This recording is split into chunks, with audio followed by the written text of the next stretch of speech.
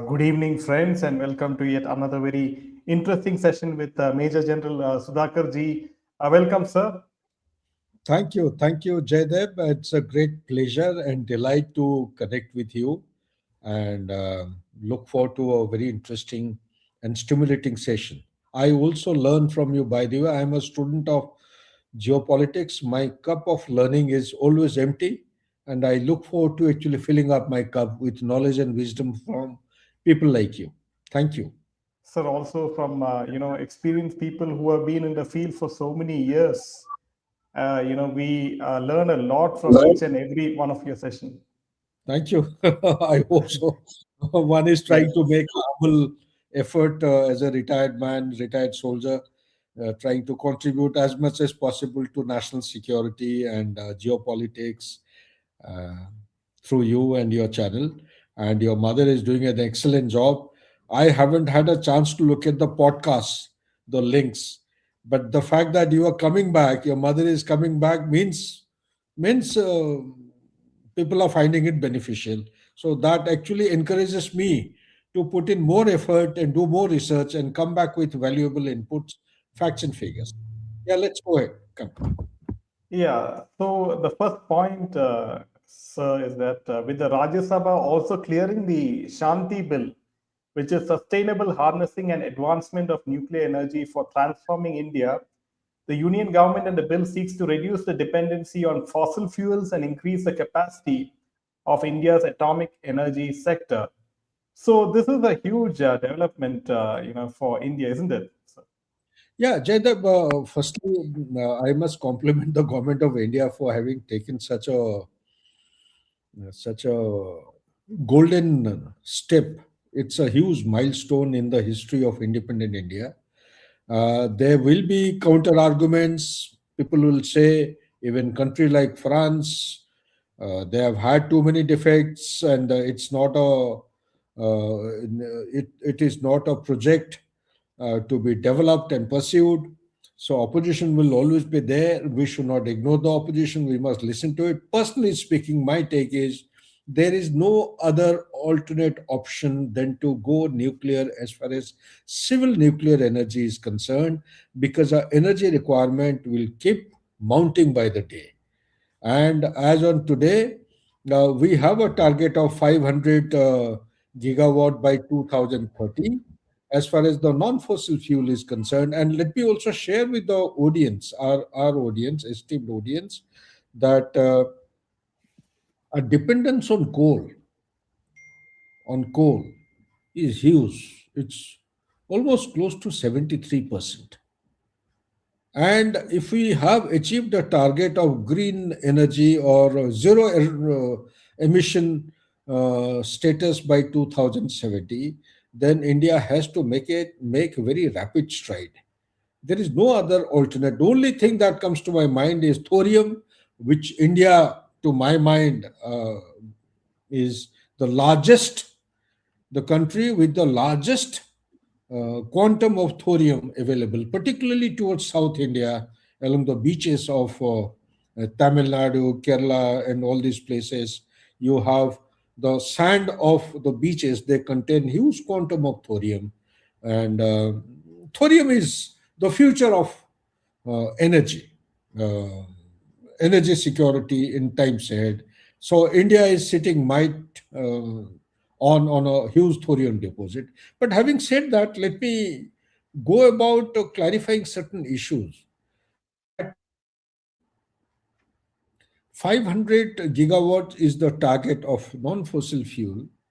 We are somewhere close to 241 or so in 2025, and making very rapid development. There is a requirement to go in for nuclear energy because it is comparatively cleaner as on today until we achieve the processing machinery for thorium, and India is able to develop that energy, because it is something like, you know, what you carry in your car dicky, let's say 1 ton, or say 500 kgs of uranium required to produce the energy. Same thing can be done by 50 to 60 kg of thorium. Okay, sorry, I'll put it this way. Say 100 wagons carrying, coal in a train, it is something like, if it is equivalent, it is equated, then it will be around 500 kgs of the uranium to be carried in your dicky, car dicky. But instead of 500 kgs of uranium, you can derive or generate energy with this 50 to 60 kg of thorium. That is the layman's comparison that I am giving for the ease of understanding.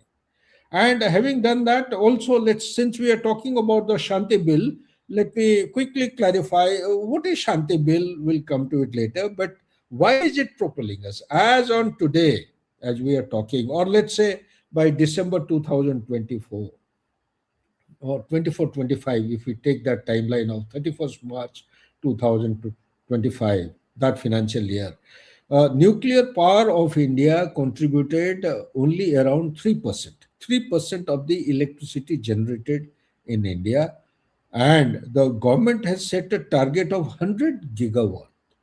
100 gigawatt by 2047 or earlier than that. Okay, so with that kind of a long term perspective, objective, and plan, I personally feel that when I talk about the 100 gigawatt by 2047, it is inclusive of five indigenous small modular reactors by 2033.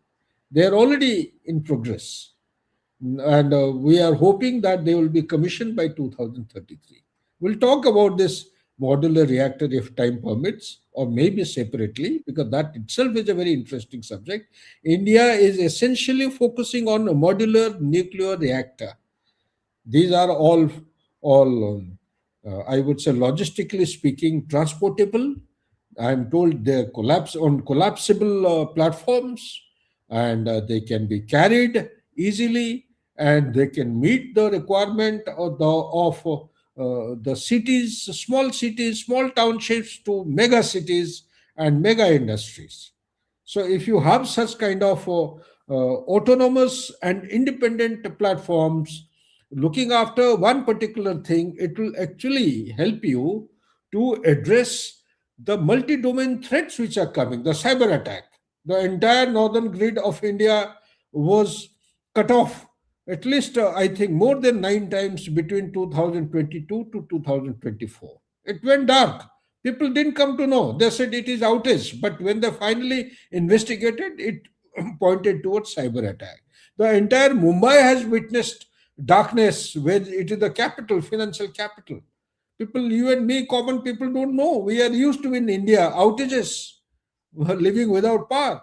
But they also turned out to be cyber attacks. Similarly, the defense banking system in Pune, that was stolen. It was cyber attack. The AIMS data of important personalities of our country, medical data, they were stolen from AIMS. So such kind of cyber attacks will continue, and but by having independent autonomous platform, modular platforms of nuclear reactors, I think to large an extent, these kind of interference can be avoided. But let me cover something about the Shanti Bill. Now, what is Shanti Bill? We need to understand. It basically proposes to change who can legally build and operate civil nuclear facilities.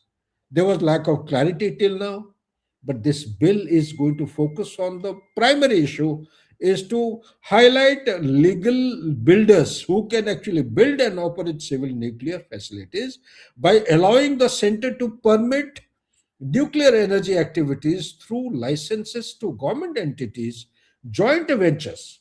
This is another primary objective, joint ventures and any other company subject to conditions. Shanti Bill indicates clearly that the intended new class of operators is focusing on the domestic owners or the domestic private capital rather than foreign plant owners. So far, we haven't had too many. 3% is very, very measly percentage. Countries like Ukraine, their dependency on electricity on nuclear reactors is 51%. France has got a very high percentage of dependency on the nuclear reactors, 71 or something like that. So 3% is a very, very minimal thing. There are other countries as well, but what is essential is to bring in private participation with the public enterprises. And rather than foreign money, you bring in our domestic money put into this particular issue. So the next point that comes to my mind, if I recall, and my research also indicates, is that uh, India being able to meet its 100 gigawatt target will indeed require large capital mobilization, and allowing licensed non-government agencies expands the roster of entities that can share the construction risk. One of the points which actually has been coming to my mind time and again is the issue regarding Shanti Bill. It also needs to be understood that it seeks to keep the most important issue in such nuclear reactors, Jaydev, is the fuel. It is called the sensitive fuel cycles. This has to be in control of the state. Otherwise, we'll end up having problems like the way Pakistan is having, like the way Iran is threatening. Okay, so unless you have it in the state control, this thing is vulnerable to fall into the hands of forces inimical to national interest. Therefore, there has to be a tight control. So, Shanti Bill is also highlighting that particular issue. Okay, so that state control has to be there. Also, as per my research, I made some notes here. It also brings out another issue that when you talk about the sensitive fuel cycle in state control, what it means is while holding room for private participation in plant delivery and parts of the supply chain, reducing scope of commercial entity to those segments most relevant to scale power generation, and keeping functions sensitive to nuclear proliferation in the state. That is what, in simplistic terms, what I said is that it should not fall into forces inimical to national interest. It should not get into the spiral of non proliferation practices like Pakistan has been doing, North Korea has been reportedly doing, China has been supporting. They will be against the international law. So these are checks and balances that the bill is actually incorporated. Also, another point I wish to highlight here is that the bill also could mitigate the legal ambiguity of the new entrants. Now, when you talk about the legal ambiguity of the new entrants, what it means is that whenever a new entrant comes in into energy generation from nuclear reactors, he is subjected to lots of ifs and buts. There is lack of legal clarity. There is also do's and don'ts are not clear to the person who's trying to go deeper into the issue. So under these circumstances, the bill also brings out issues which a new entrant generally faces in such kind of deals, in such kind of projects, with regard to putting safety, enforcement, and dispute resolution and terms of participation in the same statute. So this has to be understood. Also, one more point that comes to my mind, and as per my research, is that why is it necessary? Why is it necessary for the new entrants to have some clarity in the legal ambiguity? Is that by doing so, by highlighting these aspects in the bill, it enables reduction of transaction cost for developers, and also it reduces or it shrinks the site approval and commissioning timelines. These have been thought through, these have been debated, they have been brainstormed, and thereafter they have come to the conclusion, and it has been accordingly incorporated in the bill. Also, important thing, now, there is a bill's liability and governance provision which underscores or highlights, or it warrants caution it is not free for all. So it highlights that here the people have to be very, very extra cautious. Unless they're cautious, they may actually drift away from the desired path. So why is it been highlighted? For example, let me elucidate. If let's say the maximum operator's liability for a nuclear incident is 3,000 crores rupees, the center is liable for nuclear damage beyond the operator's cap and can also assume full liability for non-government installation if in the public interest. Now, these choices make investment risk easier to price, but also ask whether the capped operator amount is adequate for victims or for environmental remediation. What it means is that whenever there is a liability of any kind of nuclear incident, when it talks about nuclear incident, it means like what happened in Japan couple of years back or Chernobyl, such kind of accidents taking place.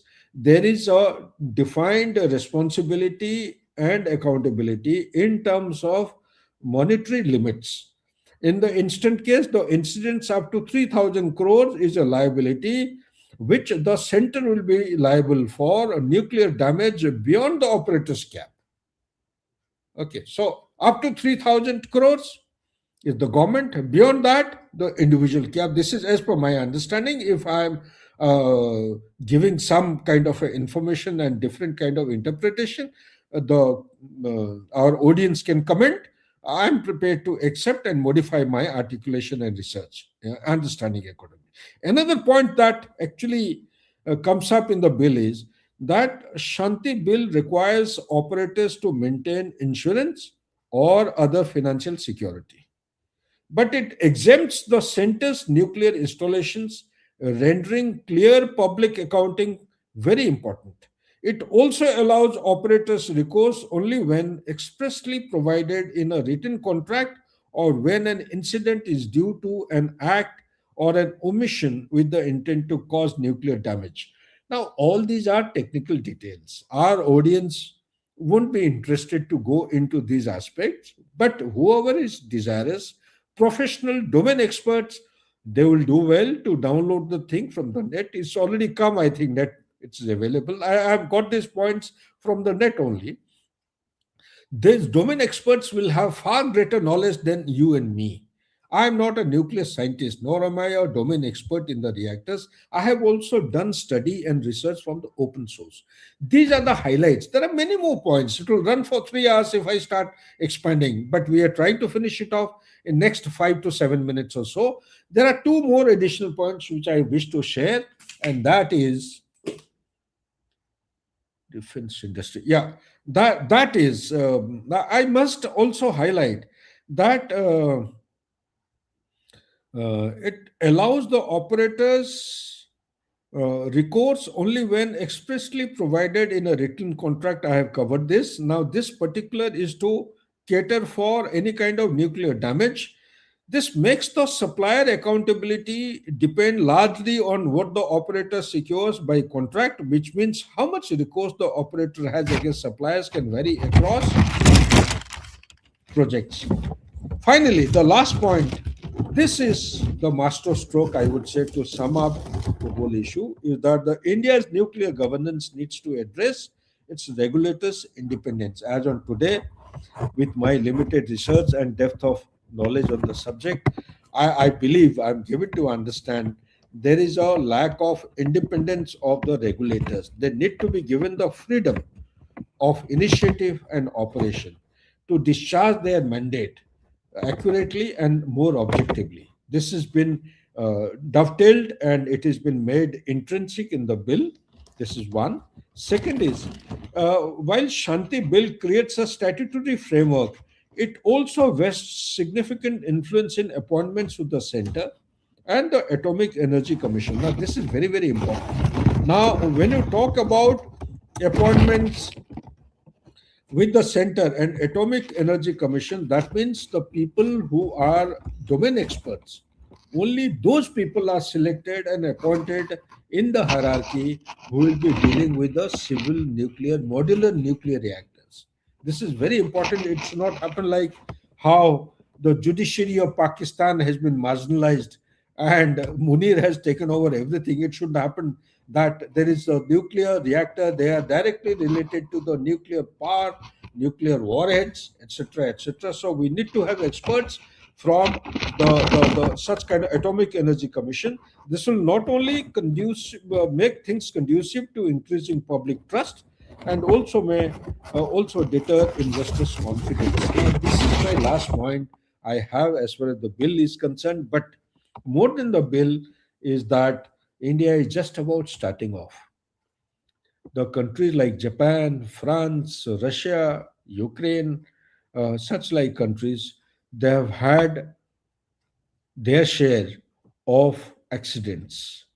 Nuclear reactors, whether it is modular or non modular, these are all high radiation, high risk kind of projects.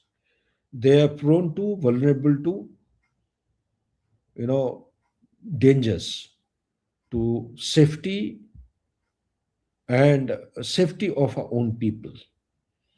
Whenever this kind of takes place, you could have a case like Fukushima, if I remember correctly, in Japan, when the nuclear waste was discharged into the seawater. You had lots of death of the fish. It started impacting the people who consumed the fish, or willy nilly they were actually unknowingly they were into those kind of waters. Chernobyl incident, it's a classic example. We have had another couple of things in the Europe itself. So the dangers are always fraught in such kind of projects. But now, should our country close our eyes and discount this particular option? This is the best option available today to reach that zero emission status and capability by 2070. To me, personally speaking, there is no other option available as on today which could be a better substitute of the modular nuclear reactor. This will give you flexibility. This will enhance the transportability. This will also give you that autonomous and independent status. This can be employed or deployed for miniature projects, small projects like you have SSBN, the naval Arihant, like you have. It is a nuclear powered submarine. So, in days ahead, I personally feel that this is got more utility in our economy if we are looking at $30 trillion US dollar economy by 2047 or earlier than that. Energy security will play a very important and central role and dictate or demand provisions for these kind of things.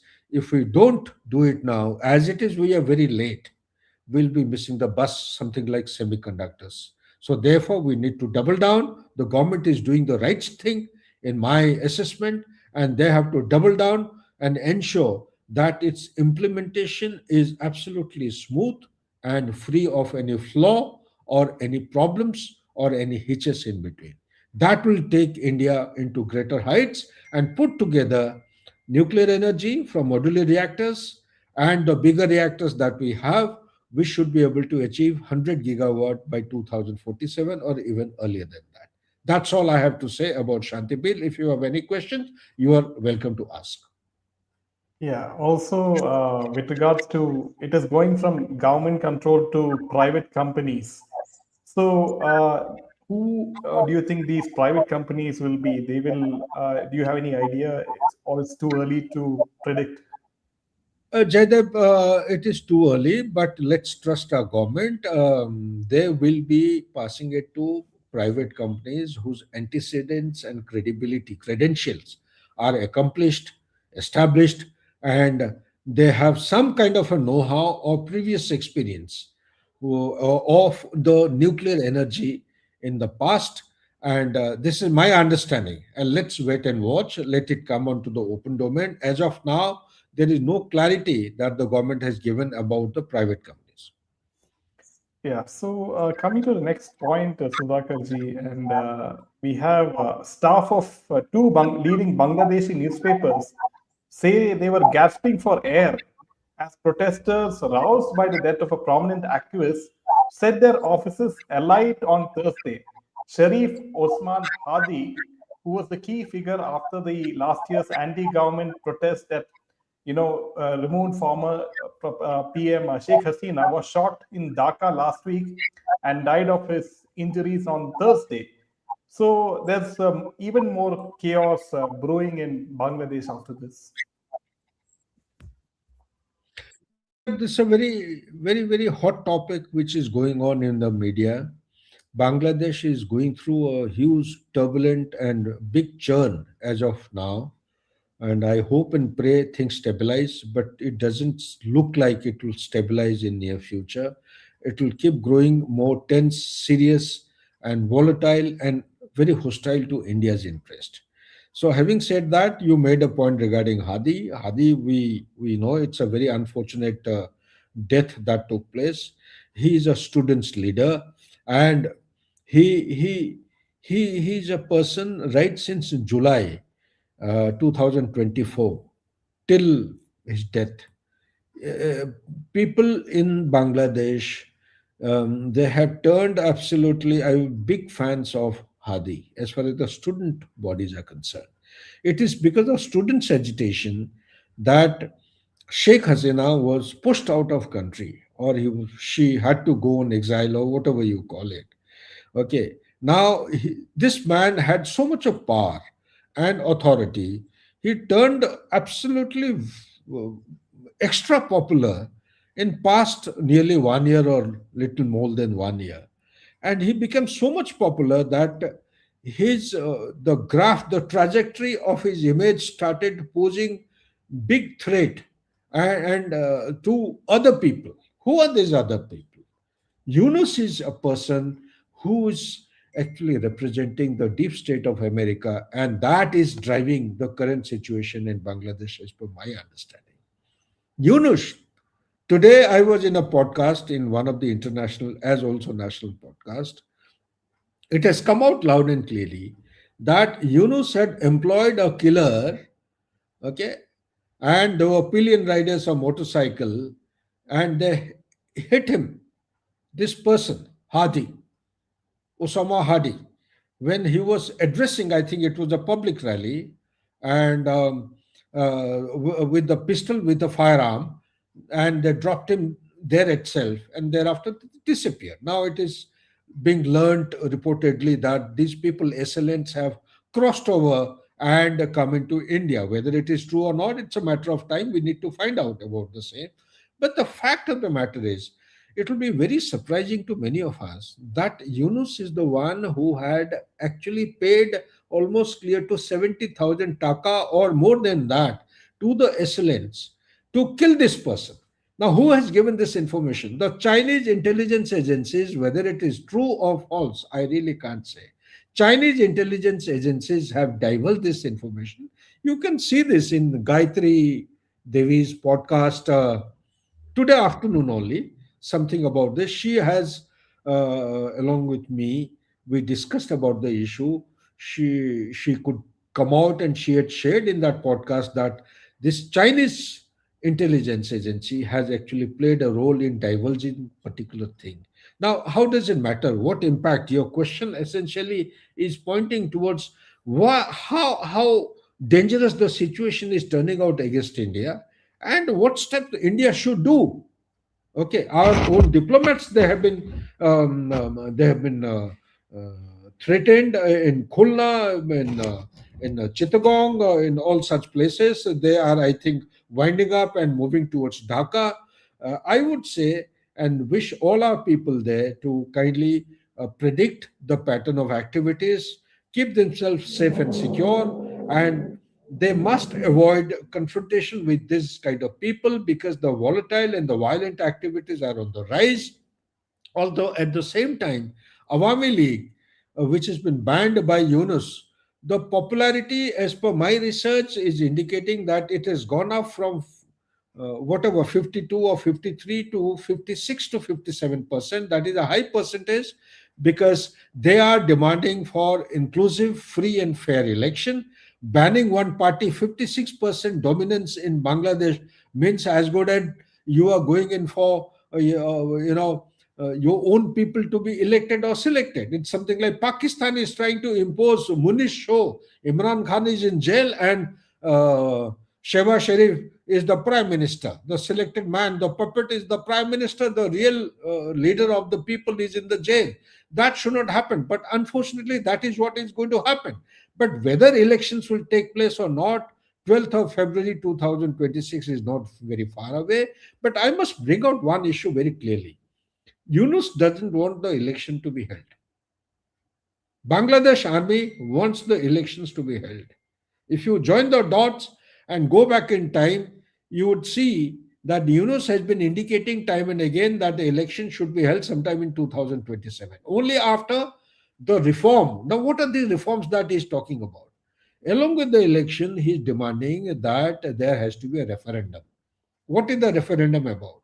The referendum about is actually they want to enhance the accountability of the constitution and institutions. When you say accountability of constitution and institution, what it means is that wherever the excesses were seen in the at the time of Sheikh Hasina, they want that the constitution should be so modified that these excesses are prevented from recurrence in future. One. Number two, they also want accountability to be ensured. In democracy, they want accountability. So there will be reform in the constitution, there will be reform in the election commission, there will be reform in the financial commission. Likewise, my comment on the whole issue is that you can carry out reform of the existing apparatus or architecture provided you have a legal and technical authority. Does interim government, which is not recognized by the constitution of Bangladesh, have the authority to do this? The answer is no. Therefore, the government has to be elected first. They have to come to power. Only then they can be given the responsibility to carry out reforms. This is what my understanding is. So, in my opinion, I feel that because Yunus carrying out this particular election is not in interest by 12th of February or 12th of February 2026, he is going to exercise no control. If you see the response matrix after the violence has broken out, after the Awami League people have come on the road, after the Jamaitis have gone berserk, after the BNP. BNP is also BNP and Jamaiti. There are three stakeholders. One is BNP, Bangladesh National Party. The second is Jamaiti Islam. The third is the what is the Citizens Party, National Citizens (NCP). Now NCP is predominantly a student body. Majority you will find the student agitators. They have formed a group. Jamaiti is Jamaiti. It is Pakistan sponsored. Okay, they have been there since 1971 or prior to that, and Pakistan is sponsoring this. And BNP has retained some kind of an identity of being from Bangladesh origin. Now, BNP and this Jamaiti, they have been at each other's throat in the past, but they have a common enemy, that is Awami League. Also, it is learned that BNP is trying to woo the Awami League, mindful of the fact that the ban is not likely to be lifted. And Awami League is absolutely intransigent and headstrong to go onto the street and add fuel to the fire and make the anarchical situation prevalent today or now much more serious and volatile. So, under these circumstances, what I visualize and foresee is that the situation is going to go out of hand, and it is unlikely that the elections will be conducted, which is going to play to the tune of Yunus. So, what is it that Yunus is wanting to have? Yunus is, in my opinion, is looking to become something like a cleric, something like a leader, Islamic leader in Iran. So, why am I saying this? I'm saying this with lots of dots having been joined, nobody is talking about Muslim Brotherhood. Is Muslim Brotherhood present in Bangladesh? Of course. So why aren't the people talking about it? They are not talking because they don't know. The media also doesn't know. Why Muslim Brotherhood is important. Incidentally, for our viewers, Muslim Brotherhood came into existence in Egypt in 1928. In 1928. Thereafter, they have been fanning the spirit of radical Islam all over the world, Salafism or Wahhabism, and they want basically to implement Sharia law, like Tehrik Taliban Pakistan has been insisting in Pakistan. So this particular demand of the Muslim Brotherhood is catching attention, spirit, and emotions, joining peoples. Jamaati is in the forefront.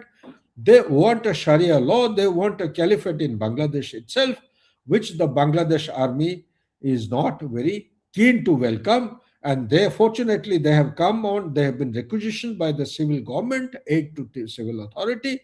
We have to simply wait and watch. Now, how does it impact India? It impacts India because we have to be mindful of a couple of issues. Lal Munirhat is not very far off. It is 22 kilometers from the Siliguri corridor. It is the old airfield, Second World War airfield. It is being modified and renovated. Construction work is started. There are weapon platforms which are coming up nearby. There are hangars being constructed for aircrafts to be kept. These are all Chinese aircrafts. I'm told even Turkey is trying to push in some aircrafts and tanks into Bangladesh. The tanks will be deployed along the Indo-Bangladesh border. Where are they going to deploy? I don't know. I have seen the Indo-Bangladesh border. To my mind, there is hardly any deployability where the tanks can be deployed. The only place they can deploy is against Bay of Bengal, unless they want to capture Bay of Bengal and declare it as part of the greater Bangladesh. That is one point. Second point, I also want to highlight one issue, that Siliguri corridor being 17 kilometers at the narrowest point, through which our main artery, the railway line, the national highway passes, the nearest airfield that we have is Bagdogra, and all our logistics and the security apparatus this keep moving through this. But importantly, our viewers would do well to understand that, keeping in view the security environment evolving in Bangladesh, the government of India has gone in to establish three or more military stations in the recent past couple of months only. One is in the Dhubri area, which is called as Lachit Borphukan military station. Second is Kishanganj in Bihar. Third is the Chopra in West Bengal. Now, these three, when you plot them on the map, you will actually come to realize one thing, why these three military stations have come up wherever they are. They are coming up based on certain facts. The illegal migration of Bangladeshis coming into India are through these stretches. One. So, aim is to stop the illegal migration. Number two, Bangladesh also has been threatening to carry out volatile and violent activities in our Siliguri corridor so as to choke the supply chain or the logistic supplies to our northeastern states. Bangladesh, in fact, the student body, they only had threatened, the head of the student body or the some top leader of the student agitators, they only had threatened 2 days back that if India does anything as part of Operation Sindoor 2 or otherwise against Bangladesh, then they will take action to sever all the seven sisters of Northeast. One, they will also carry out mayhem at elsewhere in different forms and methods. So, keeping in view all these, they are basically aiming to provoke India, to draw India into a long drawn battle. Because behind this activity in Bangladesh, there are three arcs of influence which are either intersecting, either converging, or diverging. Which are these three arcs of influences? One is China has got into Bangladesh in a big way for past 30 years. It's invested huge amount, $38 billion of money has been committed, out of which last I gave a lecture was in one of the IIT PhD students It was coming to around 18 billion, but now I'm given to understand from open source 22 billion worth of US dollar money has already been put on the ground in terms of the bridges across Padma, railway line, pipeline, dockyards for naval bases at Kutubdia near Chittagong, and they have a gas reservoir between Bangladesh and Tripura. They are eyeing for the gas. China wants 60 trillion cubic feet of gas is available. They are laying the pipelines to pipe it directly from there along the we did that province, Chin province, western border of Myanmar, right up to Sichuan or Yunnan. And it has been given the responsibility of custody or looking after the pipeline has been given to the rebels, the Arakan rebels that we talk of. There is also an angle of the Rohingya Brotherhood. There are four different groups of Rohingya Brotherhood alliances that have come into Bangladesh. One of them is led by ISI, another one by some other organization. Then one of the groups indulges in narcotics. Their monthly income is 400 to 600 crores of rupees every month. This is not a measly amount, it's a big amount. And there are joint trainings being undertaken by Lashkar-e-Toiba in four Ulfa camps. Out of four, there are two camps which have been identified where they are imparting training to small groups, small team operations. They are training the small groups of 5 to 6 men in ID, improvised explosive devices, in communication handling. They have been given satellite special equipments which China provided to Pakistan Army. Pakistan Army has further handed over to these people, and they are training them in normal basic tactics on the ground. They are also training on medical care, and they are also training how to actually influence people and carry out explosions or detonations, or like the on the lines of the Bombay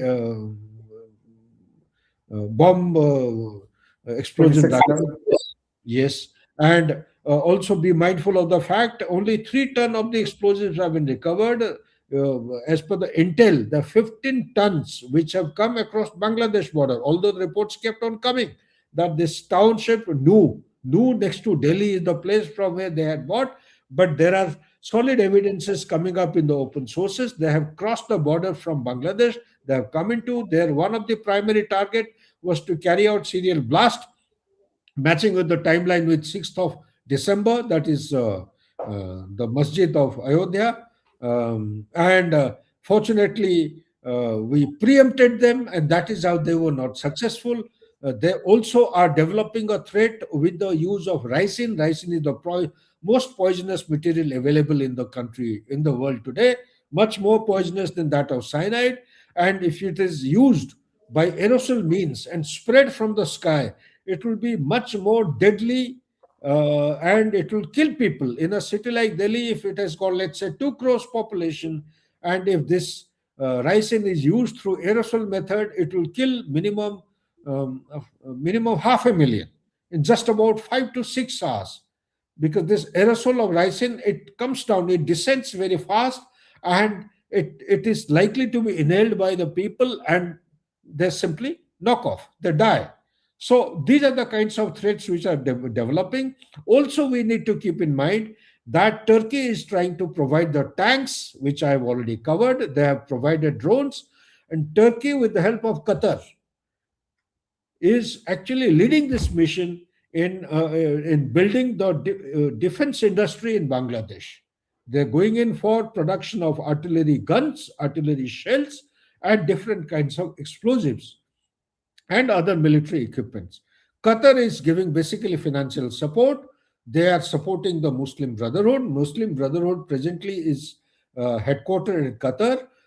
Many Arabic countries have actually banned Muslim Brotherhood. They have also found a space of shelter and sanctuary in Europe, and Europe. Nobody actually taking cognizance of the dangers of Muslim Brotherhood. They are the primary agency, as per my study and research.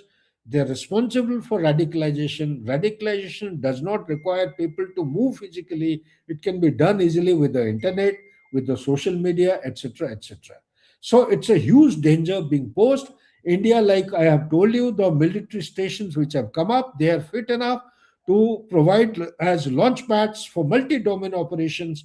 I would say that our armed forces, being a professional army, the fourth largest armed forces, and also as per the Global Firepower Index, we are number four in the world. And also in Asia, recently our status has been upgraded from middle power to greater power or a big power. USA, China, and then India. After the Operation Sindoor, I personally feel our armed forces would have identified the evolving situation.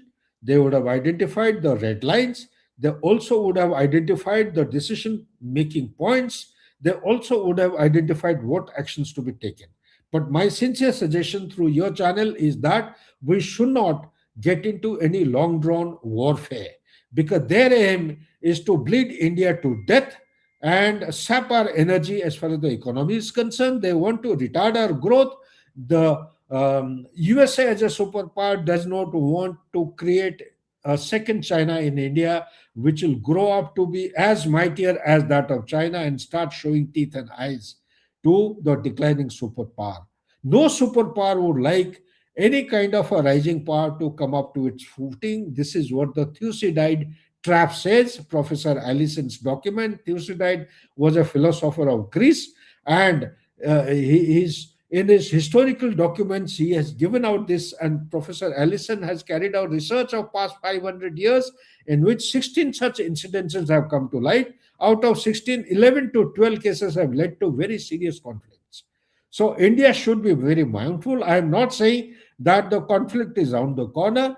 This is how the conflict builds up. This is how it was building in a different form and contour prior to 1971. Therefore, we got to be very, very careful. And the greater Bangladesh, which they are actually, propagating, we have to be extra alert. Citizens of India have an important role to play. We all need to support the government and the security apparatus, and see as to how best this the Black Swan event or Pahalgam 2 can be prevented to the best of country's capability and the military might. That's all I have to say. If you have any questions, you should.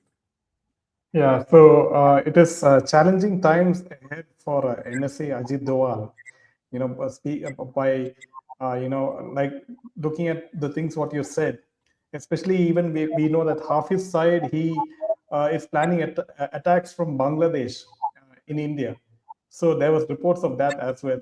So yeah, Yeah, the very interesting point you said. Hafiz Said's one close associate, I'm forgetting his name. He was there about a month or two back in Bangladesh. He was moving along the border, Indo-Bangladesh border, moving from village to village and giving rallies. He also went to the Ulfa camps, took a look. He also went to where the joint training is being given by Lashkar-e-Toiba to the small modules, the Rohingya Brotherhood groups.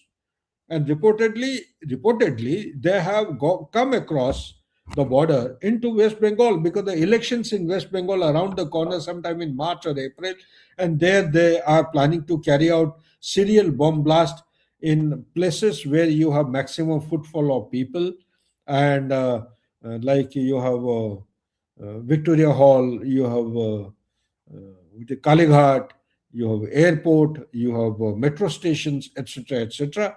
So we need to be very careful, and I have no knowledge. I don't want to get into politics, but the fact is we have to be extra careful as far as West Bengal is concerned. They are planning for Greater Bangladesh. They have already given out the states like Jharkhand, West Bengal, Bihar, Orissa, and the northeastern states, also Rakhine province of Myanmar forming part of the greater Bangladesh. If this is what they have forecast as per the map they have made, then the government of India has to strategize its response, because if you do respond too early, you will be only called as an aggressor.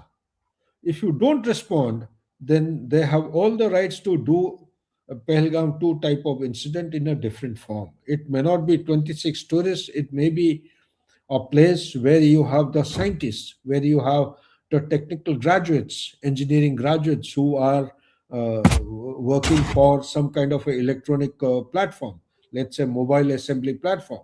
Okay, so their target is to hit a scientific centers of excellence. Their target is to hit such places which will have a direct bearing on our growth, economic growth. That is the main target. And also, subsequently, as a long term objective, they're also looking to destabilize India by bringing in political instability, by bringing in no confidence motion against the government, by bringing in, there is a group from China, United Front Works Department. One of the jobs is to influence the people's representative by monetary bribing, by giving different gifts and giving them themes like tariff could be one theme, or in Janmashtami, making people eat beef could be another theme, or they could have something or the other. There are multiple themes which they can actually come across, and like the farmers' agitation, this is a theme which is actually lingering on. There are no quick solutions. Whenever it suits them, George Soros will wake up out of his sleep, deep slumber, and say, okay, let's have farmers' agitation. Similarly, they could have the CAA is another issue. Now, this intensive list which is being prepared, voters list, this could be also SIR. SI.